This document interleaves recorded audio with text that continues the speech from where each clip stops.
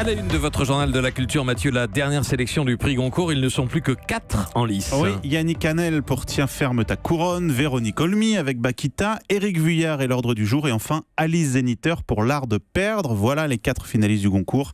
Alors qui succédera à Laïla Slimani? Réponse le 6 novembre. Et puis c'est aujourd'hui que le prix Renaudot dévoilera sa 3e sélection. Cinéma, le réalisateur Philippe Leguet vous a parlé pour la première fois de son prochain film, Normandie nue. Oui, réalisateur notamment d'Alceste à bicyclette ou des femmes du 6e étage, il délaisse cette fois son acteur fétiche, Fabrice Lucchini, au profit de François Cluzet. Et voilà l'histoire. Ça se passe en France aujourd'hui. Donc, comme on sait, les éleveurs ont beaucoup de mal. La viande chute, le prix du lait chute.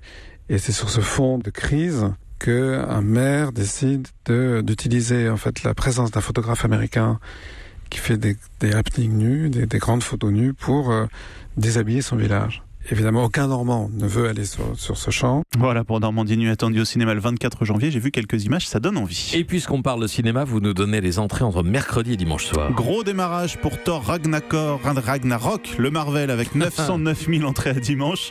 Épouse-moi mon pote, la nouvelle comédie de la bande à Fifi suit avec 746 000 tickets. Et puis au revoir là-haut d'Albert Dupontel, dont on entend la bande originale, résiste avec 420 000 spectateurs en 5 jours. Ah, c'est pas mal. C'est pas mal, c'est un bon début. Notez aussi que Le sens de la fête d'Éric Toledano et Olivier Nakache, film Europe 1, vient de passer les 2 millions d'entrées. Très bien. Il est toujours en salle, si vous ne l'avez pas vu, c'est le moment. Effectivement, le Forum des images de Paris met à l'honneur des réalisatrices colombiennes à partir de ce soir. Oui, réalisatrice de documentaires. Colombie, regard féminin, c'est le titre de cette programmation de 25 films inédits, 100% féminins, donc programmés jusqu'au 7 novembre. Ce soir, par exemple, pour l'ouverture, c'est Marta Rodriguez qui présentera son documentaire. Elle a passé 5 ans avec la famille Castañeda, exploitée au sud de Bogota et qui fabrique des briques dans des conditions inhumaines. Regardez le programme sur le site du Forum des images. Le Louvre Abu Dhabi dévoile le programme des festivités pour son ouverture au public dans quelques jours. Avec notamment Mathieu Chédid ou le trompettiste Ibrahim Malouf que l'on entend. Il y aura aussi des artistes maliens et colombiens. La soirée d'ouverture sera le 8 novembre en présence d'Emmanuel Macron. Puis le musée ouvrira au public le 11, 3 jours plus tard, 11 ans après l'accord signé entre les Émirats Arabes Unis et le gouvernement français. Accord qui autorise le musée à prendre le nom du Louvre pendant 30 ans et prévoit des expositions temporaires contre 1 milliard d'euros.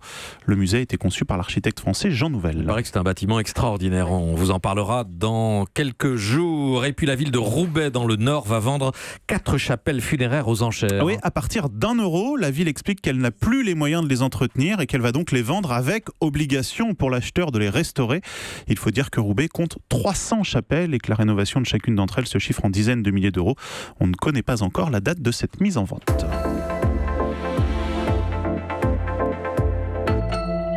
Mathieu Charrier, merci. Europe 1.